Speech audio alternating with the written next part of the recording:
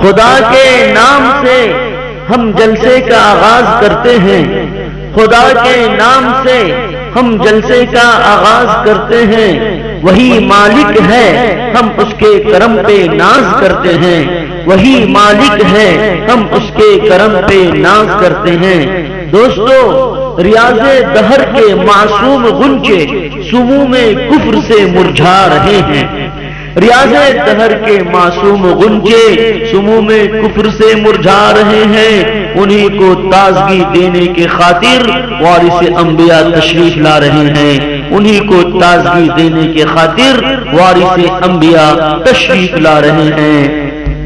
غریبی کوڑے کچرے سے بھی روٹی ڈھونڈ لیتی ہے، غریبی کوڑے کچرے سے بھی روٹی ڈھونڈ لیتی ہے، امیری شوق سے برتن میں جھوٹا چھوڑ دیتی ہے، امیری شوق سے برتن میں جھوٹا چھوڑ دیتی ہے، تکبر کرنے والوں کی کبھی عزت نہیں ہوتی۔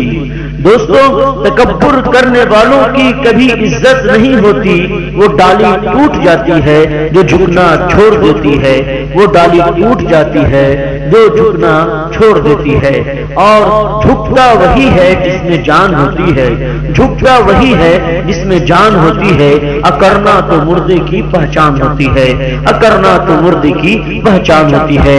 اب میں دعوت اسٹیج دینے جا رہا ہوں حضرت مولانا سمیع اللہ ندوی صاحب دامت برکات مالالیہ کو، کہ وہ اسٹیج پر تشریف لائیں اور اپنی خطاب نیاب سے پیاسی امت کو سیراب فرمائیں۔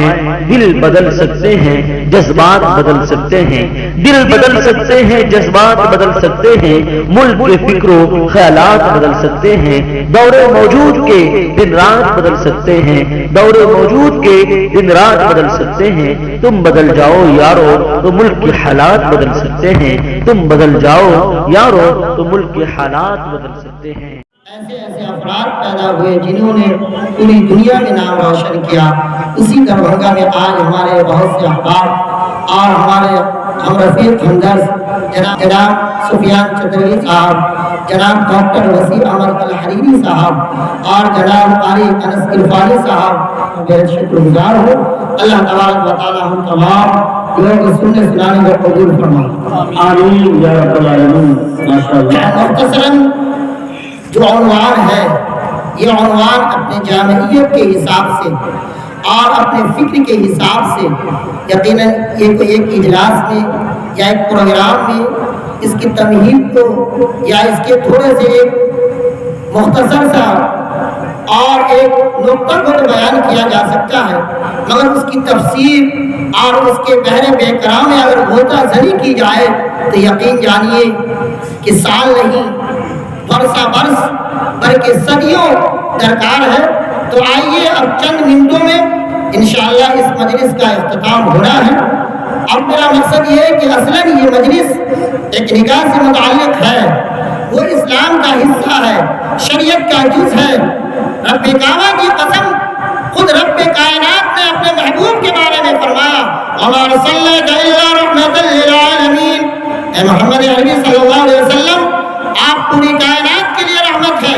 نکاح کا موقع تب رحمت ہے، تجارت کا موقع تب رحمت ہے، معاملات کا موقع تب رحمت ہے، علم و فن کے اصول کا موقع تب رحمت ہے، کھانے کا، پینے کا، سونے کا، اٹھنے کا، بیٹھنے کا، دنیا کے تمام معاملات کا جو موقع ہو، اسے نبی صلی اللہ علیہ وسلم کی سیرت کو سامنے رکھا جائے اور یہ پیغام دیا جائے مسلمانوں، لا خیر القرون قرنی ثم الذین یلونہم ثم الذین یلونہم، اس لیے کہ وہ نبی ایک وقت کے نبی نہیں ہے، ایک زمانے کے نبی نہیں ہے، ایک ملک کے نبی نہیں ہے، ایک قوم کے، ایک قبیلے کے یا ایک مسلک ایک ذات کے نبی نہیں ہے، بلکہ وہ نبی عالم شرق کے نبی ہے، عالم غرب کے نبی ہے، عالم شمال کے نبی ہے، عالم جنوب کے نبی ہے، اور وہ تمام انبیاء کے سردار ہے، ساتوں زمین ساتوں آسمان کے نبی ہے۔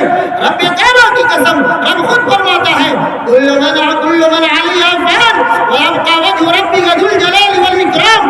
ہمارا یہ یقین ہے کہ پوری دنیا فنا ہو جائے گی، اذا الشمس کورت واذا النجوم انکدرت واذا الجبال سیرت واذا الاشجار عطلت واذا الوحوش حشرت۔ قرآن کہتا ہے انسانوں یہ دنیا فنا ہونے والی ہے، یہ چاند، یہ سورج، یہ تارے، یہ زمین،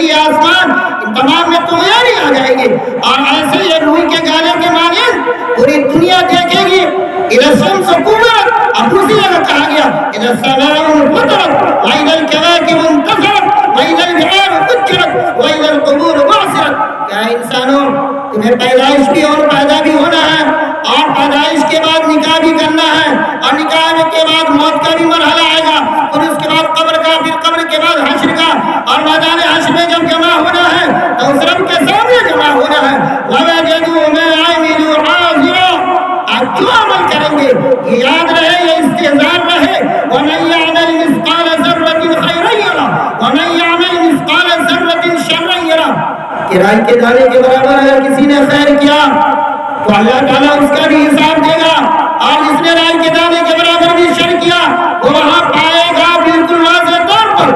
اس لیے تمام زندگی کے حالات معاملات کو اگر مسلمان چاہتے ہیں کہ ہم معزز رہے یہاں پر، ہماری عظمت کی نگاہوں سے ہمیں دیکھا جائے، تو انہیں یہ چیز پہ جس کو علامہ اقبال نے ڈنکے کے چوٹ پر کہا وہ معزز کے زمانے میں مسلمان ہو کر اور ہم خار ہوئے تاریخ کے قرآن ہو کر دوسری جگہ دوسرے خود شہر مشرق نبض فطرت ڈاکٹر علامہ اقبال نے کچھ اس طرح کہا کہ محمد سے وفاتوں نے تو ہم تیرے ہیں، یہ جہاں چیزیں کیا لو قلم تیرے ہیں. ہم نے اسی سرزمین پر 900 سال تک حکومت کی، مگر آج ہمارا حال یہ ہوا کہ ذلت و رسوائی ہمارا مقدر بنا. کیوں؟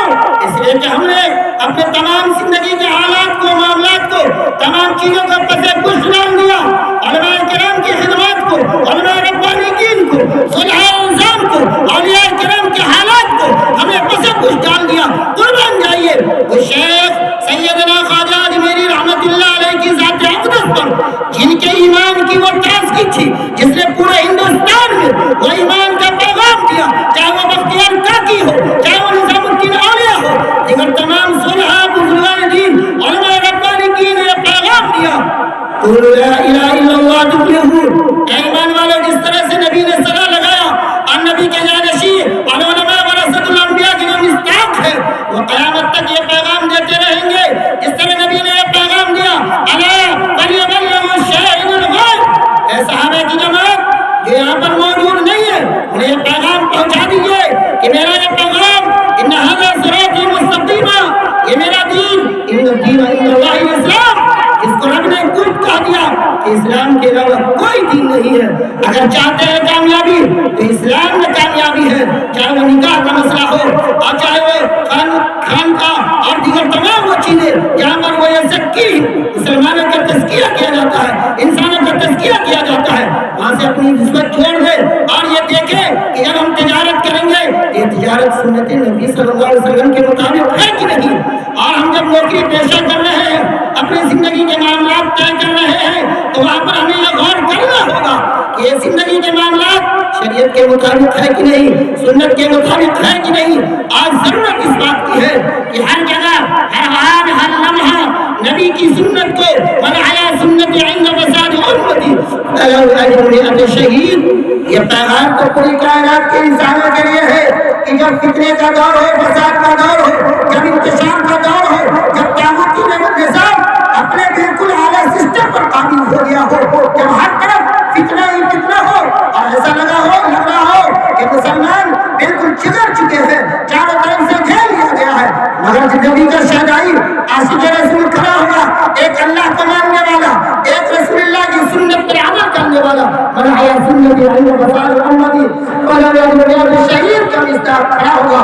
اگر رشتہ دار ناراض تو ناراض، خاندان ناراض تو ناراض، سماج ناراض تو ناراض، مگر اللہ اس کا رسول ناراض نہیں ہوگا. جب اللہ اس کا رسول ہم سے راضی ہے تو یقین جانیے یہ دنیا ربنا آتنا فی الدنیا حسنہ وفی الآخرۃ حسنہ وقنا عذاب النار، یہ دنیا قدموں میں ہوگی اور ہم سرخرو ہوں گے، رب کے سامنے ہم سرخرو ہوں گے. جب حوض کوثر اقامت کوثر نبی صلی اللہ علیہ وسلم پلا رہے ہوں گے تو اسی وقت کہہ دیں گے کہ میرا یہ سچا عاشق آ رہا ہے. پتہ نہ چلے گا کہ نبی کا عاشق جو ہوگا وہ اس کے چہرے سے، اس کے زبان سے، کردار سے، افعال سے، ہر چیز سے یہ پتہ چلے گا کہ عاشق رسول جا رہا ہے. ضرورت اس بات کی ہے کہ خیر القرون قرنی ثم الذین یلونہم ثم الذین یلونہم. اگر ہم چاہتے ہیں اس دنیا میں عزت، مقام، مرتبہ آپ چاہتے ہیں کہ تمام چیزیں ہمارے قدموں میں رہے تو لوٹنا پڑے گا قرآن کی طرف. اس لیے قرآن یہ کیا ہے؟ یہ پیغام دے رہا ہے قرآن. ہر 5 وقت نماز میں اور دیگر تمام نوافل میں اور تمام سنن میں ہم پڑھتے ہیں اے رب ہمیں ہدایت دے. اس چیز کی ہدایت سیدھے راستے کی. سیدھا راستہ کیا ہے؟ ہمارا صراط مستقیم یعنی ذات ہے جس پر نبی انبیاء صالحین اولئک الذین انعم اللہ علیہم من النبیین والصدیقین والشہداء والصالحین. آج ضرورت اس بات کی ہے کہ مسلمان اپنے قلب اول کی طرف لوٹے. انبیاء، شہداء، صدیقین، صالحین، علماء، بزرگان دین کے نقش قدم کے مطابق لوٹے. اپنے تمام برے افعال کو بری چیزوں میں چھوڑ دو اور المال والبنون زینت الحیات الدنیا والباقیات الصالحات. سیرت کا ایک پیغام ہے کہ پیدائش سے لے کر موت تک ہر مرحلے میں زندگی کے تمام شعبوں میں تمام مراحل میں یہ بات بالکل بتا دی گئی کہ کیسے چلنا ہے، نکاح کیسے کرنا ہے، پڑھائی کیسے کرنا ہے، کھانا کیسے کھانا ہے، لیٹن پیشاب کیسے کرنا ہے، زندگی کے معاملات کیسے طے کرنا ہے، بچوں کے حقوق کیسے ادا کرنا ہے، بچیوں کے حقوق کیسے ادا کرنا ہے، ماں باپ کے حقوق کیسے ادا کرنا ہے، خاندان رشتہ دار کے حقوق کیسے ادا کرنا ہے. قدرت کائنات کے محبوب نے فرمایا فاعط كل ذي حق حقا. ہر ایک کا حق ہے، چاہے وہ پڑوسی ہو چاہے وہ کوئی بھی رشتہ دار ہو. اس کا حق شریعت نے بیان کر دیا. اصلیت کا پیغام ایک ہمگیر پیغام ہے، ایک عالمگیر پیغام ہے. ہر ایک تک جانا چاہیے، ہر ایک انسان تک جانا چاہیے. یہ پیغام یہ ابدی پیغام ہے، یہ آخرتی پیغام ہے، یہ رب کائنات کے نازل کردہ پیغام ہے. اس کو محبوب کبریا صلی اللہ علیہ وسلم کو نازل کیا گیا. یہ کتاب رحمت للعالمین پر نازل کیا گیا. الف لام میم ذالک الکتاب لا ریب فیہ. وہ کتاب ہے، کتاب یہ قرآن کریم وہ کتاب ہے جس میں کوئی شک و شبہ کی گنجائش نہیں ہے. ہر ایک چیز کو بیان کر دیا گیا اور اس کی تشریحات حدیث شریف میں موجود ہے. محبوب کبریا محمد صلی اللہ علیہ وسلم نے ارشاد فرمایا اے ایمان والو اگر چاہتے ہیں کہ نبی کے عاشق بنے، نبی کے شہدائی بنے، سچے عاشق رسول بنے تو شرط ہے ماں سے، باپ سے، بھائی سے، بیٹے سے، بیٹی سے، رشتہ دار سے، خاندان سے، سماج سے، معاشرے سے، دنیا کے ایک چیز سے جب تک مجھے محروم نہیں کر لو گے تمہارا ایمان کامل نہیں ہو سکتا. چاہے جتنا چیخ لو پکار لو، چاہے جتنا جو کچھ کر لو، اگر محبوبیت چاہتے ہیں تو کلمہ لا الہ الا اللہ محمد رسول اللہ صلی اللہ علیہ وسلم کو سینے سے لگا لیجیے اور چمٹا لیجیے اور یہ کلمہ پڑھتے ہیں آمنت باللہ وملائکتہ وکتبہ ورسلہ والیوم الآخر والقدر خیرہ وشرہ من اللہ تعالی والبعث بعد الموت. یہ پیغام ہے نکاح سے لے کر پوری زندگی کے معاملات تک سیرت کا یہ پیغام ہے. لہٰذا انشاءاللہ میں نے پہلے کہا کہ یہ تمہید کا واقعہ ہے. شہر دربھنگہ نے انشاءاللہ پھر کبھی موقع ملا انشاءاللہ آپ کے سامنے روبرو ہوں گے. وقت کی قلت ہے، میں نے سوال پہلے دیا ہے کہ 10 بجے سے پہلے